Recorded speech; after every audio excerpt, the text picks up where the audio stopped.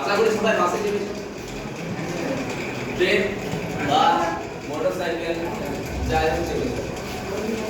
বাসটা থামলো দুর্বি মোড়ে, চাপলে বাসটা গেল, ঠিক আছে। হঠাৎ করে অ্যাক্সিলারেটর দিল ড্রাইভার, তোমার কি হবে? হাত তুলবে, হাত তুলবে, আমি কোশ্চেন করব, ঠিক আছে? বলো। ঠিক আছে, কি হলো? যাত্রীরা পেছন দিকে হেলে পড়বে, ঠিক আছে। এরকম আর কেউ উদাহরণ দিতে পারবে আমাকে? এই যে যেমন পেছন দিকে হেলে পড়ছে, বলো। মোটরসাইকেল দিবেন চাপার সময় যদি ওই গাড়ি চালক যদি এসে মধ্যে তাহলে পিছনে ঠিক বলেছো। যদি গাড়িতে আমরা দুজন যাচ্ছি, বাইকে, তুমি চালাচ্ছ আর পিছনে বসে আছো, যদিও লাইসেন্স হয়নি, ঠিক আছে। তুমি চালাচ্ছ, আমি বসে আছি, ঠিক অ্যাক্সিলারেটর দিয়ে দিলাম, পিছনে বসে। এরপর যদি হঠাৎ ব্রেক কষা হয়, আমি দিকে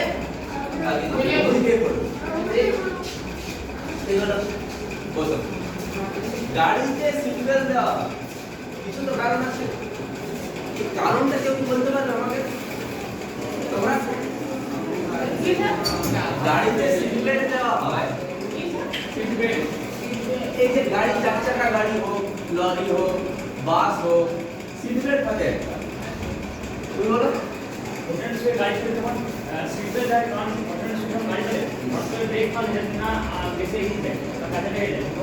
ঠিক ঠিক, মানে কি ঠিক বলেছো, মানে কি যে হঠাৎ করে ব্রেক কষলে কি হচ্ছে, আমরা আগে এগিয়ে যাচ্ছি, ঠিক আছে। তো এটা কেন হচ্ছে?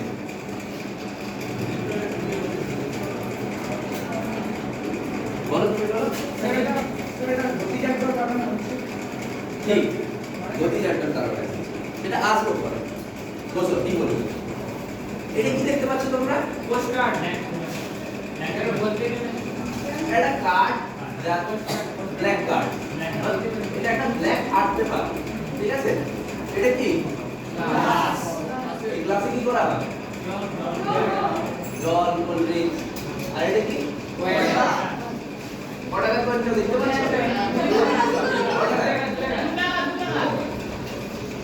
ঠিক আছে, গ্লাস রাখলাম, পেপার দিলাম তার উপর, সবাই দেখতে পাচ্ছ? সবাই দাঁড়াও দাঁড়াও, সবাই জানতে তো দেখো দেখো কি বললাম, একটা গ্লাস, গ্লাসের উপর একটা ব্ল্যাক পেপার রাখলাম বা কার্ডবোর্ড যাই হোক কিছু রাখলাম, তারপর একটা কয়েন রাখলাম। এরপর যদি আমি গ্লাস, আর্ট পেপার আর কয়েন, ঠিক আছে। এবার যদি টোকা মারা হয়, কেউ কি বলতে পারবে কি হবে? বলো তুমি বলো। টোকা বলো না না, আগে আগে হাত তুলবে না। হ্যাঁ সে পর্যন্ত মানে কয়টি নিজে গতিটাকে সমান রাখতে গেলে স্কিল অবস্থা করার জন্য আগে আছে। দাঁড়া, ফ্যানটা অফ করছি না দিদি।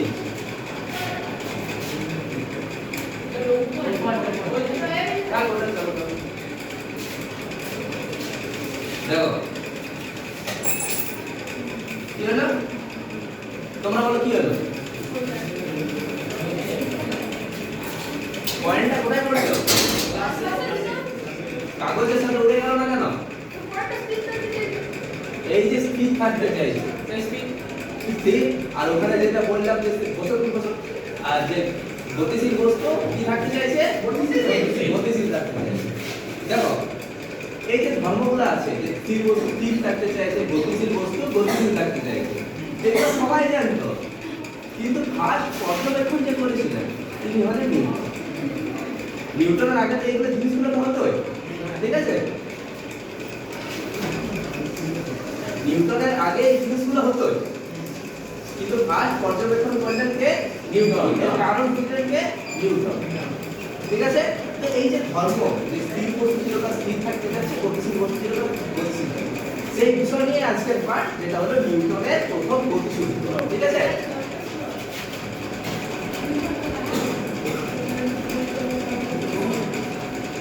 স্থির থাকছে?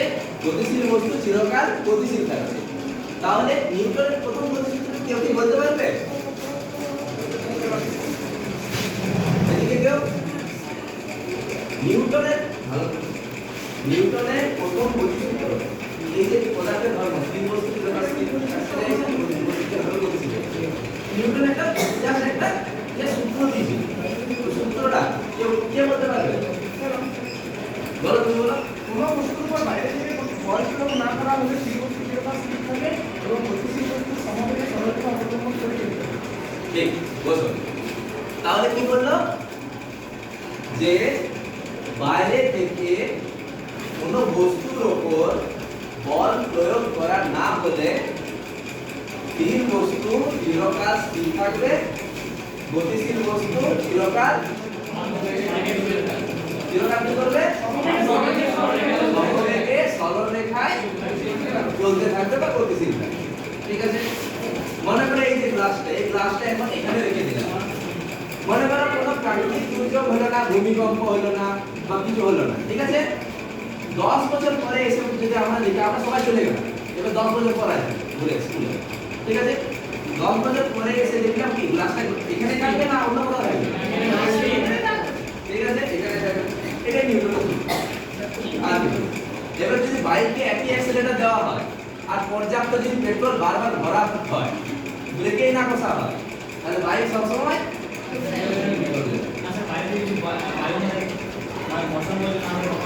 হ্যাঁ, ওটা তো ইয়ে করা হচ্ছে, অ্যাভয়েড করা হচ্ছে, কিন্তু ঘর্ষণ করলাম বায়ুকে এয়ার রেজিস্ট্যান্স, ঠিক আছে? ঠিক আছে, বুঝতে পেরেছো সবাই? তাহলে নিউটনের প্রথম গতিসূত্র কি? নিউটনের প্রথম গতিসূত্র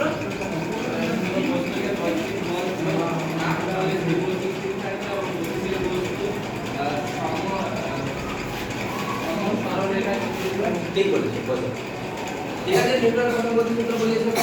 এরপর জানতে হবে যে নিউটনের প্রথম গতিসূত্র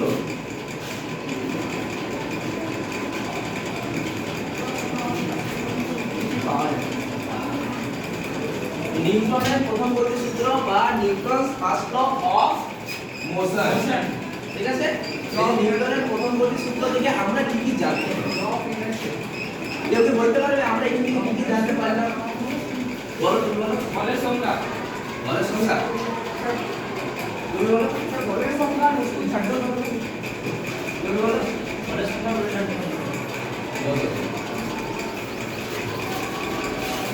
কি বলেছো? বলের সংজ্ঞা।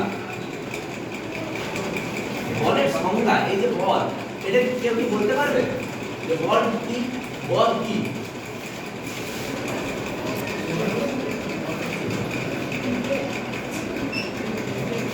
যদি কেউ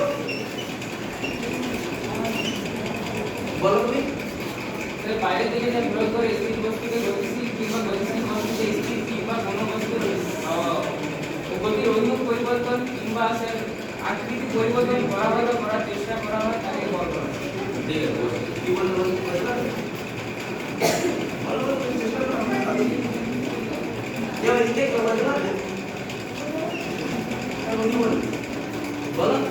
যা প্রয়োগ করে কোনো বস্তু স্থির অবস্থা থেকে গতিশীল অবস্থা পরিবর্তন করা বা পরিবর্তন করার চেষ্টা করা তাকে বল বলা হয়। কিন্তু স্থির যে গতিশীল হলো, গতিশীলটা তো স্থির হওয়ার চেষ্টা করবে। ওটা বলতে ওর যে বলে আকৃতি পরিবর্তন, আটা মাখা দেখিস আটা মাখা? ওটাও তো একটা বল প্রয়োগ করা আছে। আমি আটার আকৃতি পরিবর্তন করছি, ঠিক আছে? বলো, কি বলছো? ঠিক আছে, তার মানে কি বললো? বল কি? যে কোনো যা প্রয়োগ করে, বাইরে থেকে যা প্রয়োগ করে কোনো স্থির বস্তুকে গতিশীল করা হয় বা গতিশীল বস্তুকে স্থির করা হয় বা চেষ্টা করা হয় যে মানে ওর ধর্মের পরিবর্তন গতিশীল বস্তু এটা চেষ্টা করা হয়। যেমন মনে করো আমি এটা টানছি, চেষ্টা করছি কিন্তু টানছি না, কিন্তু আমি বল প্রয়োগ করছি ওটা কিন্তু আসছে না, আমরা তো বল নাই, ঠিক আছে?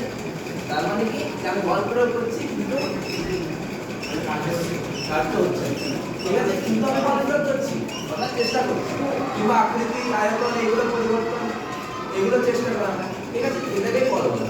তাহলে বল কি বুঝতে পারলেন? এরপর আরেকটা জিনিস আমরা কি পেলাম নিউটনের প্রথম গতি সূত্র থেকে জাড্ড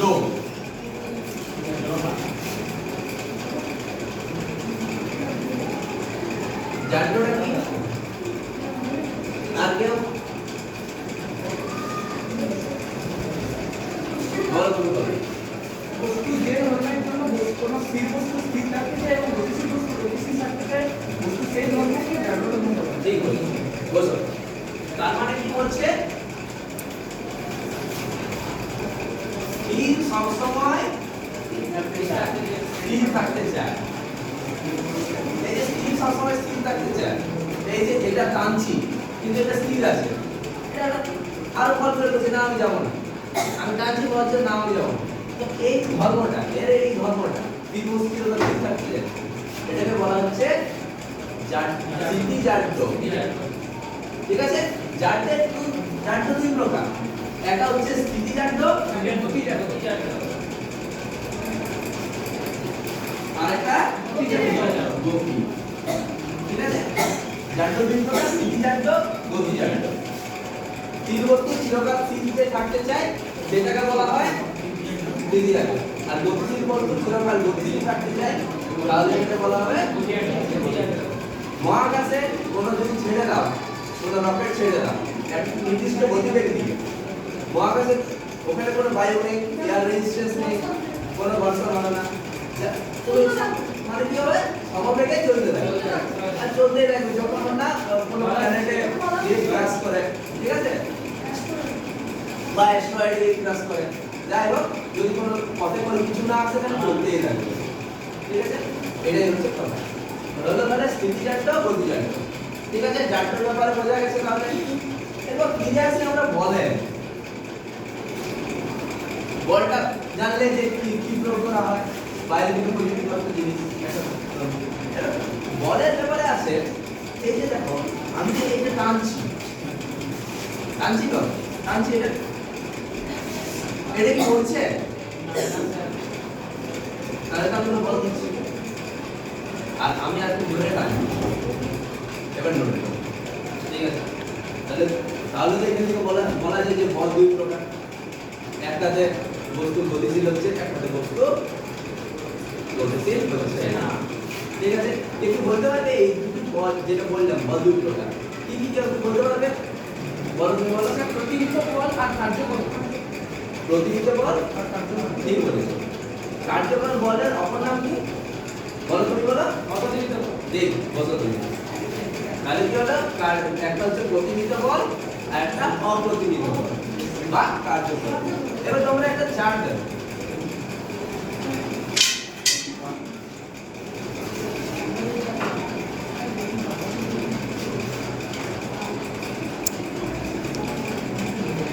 এই কি লেখা আছে প্রতিহিত বল এখানে কি হচ্ছে দেখো এটা একটা বক্স মনে করো টেবিল এটা একটা বক্স মনে ঠিক আছে এখানে এর মানে হচ্ছে বল বা ফোর্স ঠিক আছে এর ভিতরে একটা খেলা হচ্ছে এটা ঠিক আছে অপর দিকে কি কাজ করছে তোমরা ঘর্ষণ বল পড়েছো 8 ক্লাসে ঘর্ষণ বল সম্বন্ধে আইডিয়া আছে এই যে আমি এটাকে মনে করো কি হচ্ছে আমি এটাকে ঠেলছি ঘর্ষণ বল কোন দিকে কাজ করছে নিচের দিকে মানে এই ডাইরেকশনে আর আমি বল দিচ্ছি এই ডাইরেকশনে এরপর মনে করো আমি এর ভিতরে বল দিচ্ছি বল দিলাম কিন্তু এর কোনো সরণ হলো না লব্ধি করছি ঠিক আছে এর কোনো সরণ হলো না তাহলে কি আমি বল দিলাম না বল তো দিচ্ছি তাহলে এটা কি হচ্ছে যে এদিকে বল দিচ্ছি ঘর্ষণ এদিকে হচ্ছে তার মানে আমার দুটো বল সমান সরণ হচ্ছে না মানে টোটাল ফোর্স ইকুয়াল টু 0 মানে লব্ধি বল সমান 0 মানে এদিকে যদি F দিচ্ছি তাহলে এদিকেও তাহলে F এ ক্রিয়া করছে ঠিক আছে তাহলে লব্ধি বল F - F সমান 0 এটাকে বলা হচ্ছে প্রতিহিত বল তারপরের বলটার নাম হচ্ছে অপ্রতিহিত বল ঠিক দেখো টানলাম এটা ঘর্ষণ বল কি কাজ করবে এই ক্ষেত্রে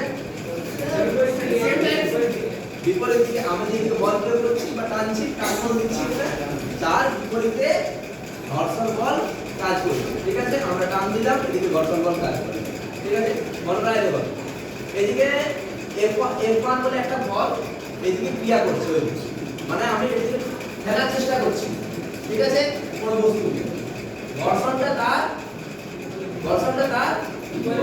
বিপরীত দিকে কাজ করছে ঠিক আছে তার মানে কি ঘর্ষণটা বিপরীত দিকে কাজ করছে কিন্তু বস্তু সরণ হচ্ছে ঠিক আছে বুঝতে পেরেছো আমি এদিকে ঠেললাম এটা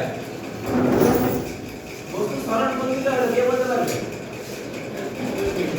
আমি ঠেললাম এখন এইটা সরণ কোন দিকে হলো তুমি বলো না তুমি বলো মানে আমি তো এদিকে ঠেললাম এটা সরণ কোন দিকে হলো এদিকে তুমি বলো যেদিকে ঠেলে ওদিকে সরাতে হবে।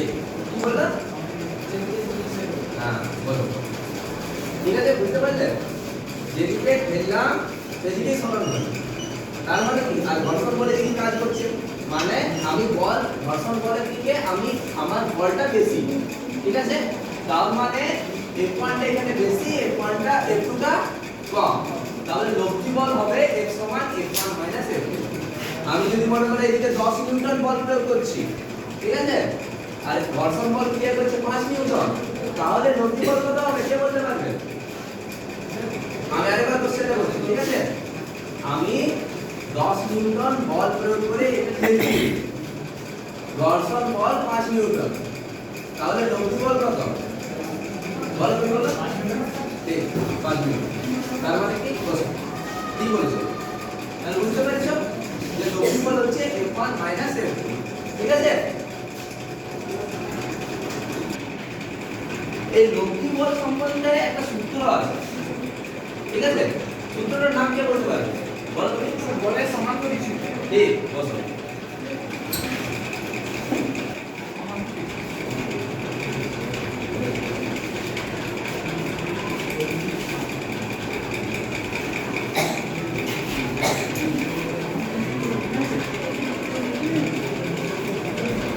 আচ্ছা সামান্তরিক কিরকম হয় আপনি যে কেমন সামান্তরিকের বোর্ডে একটা আছে না দেখো যে চতুর্ভুজের দুজোড়া বিপরীত বাহু সমান সমান হয়।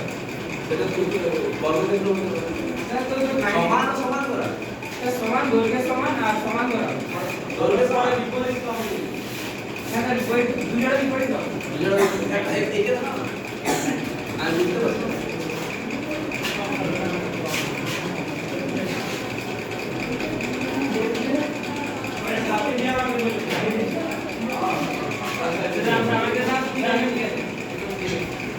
ঠিক আছে আর বাকি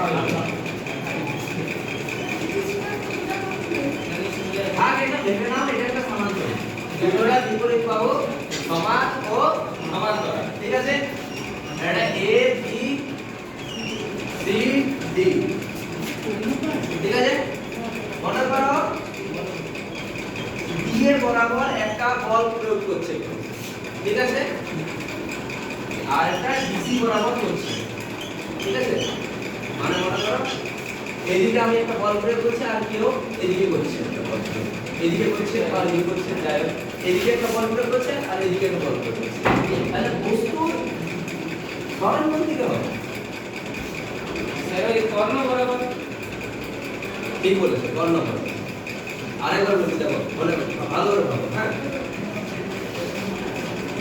এইটা একটা বস্তু কাঁচের গ্লাস এটাকে আমি এদিকে বল প্রয়োগ করছি এদিকে বল প্রয়োগ করছি ঠিক আছে তাহলে বস্তুটা এদিকে যাবে না এদিকে যাবে এইদিকে যাবে ঠিক দুটো বলে মিলিত একটা রূপ ঠিক তেমনই এই দিয়ে বরাবর একটা বল প্রয়োগ করছি ডিসি বরাবর একটা বল প্রয়োগ করছি তাহলে লব্ধিটা কি হবে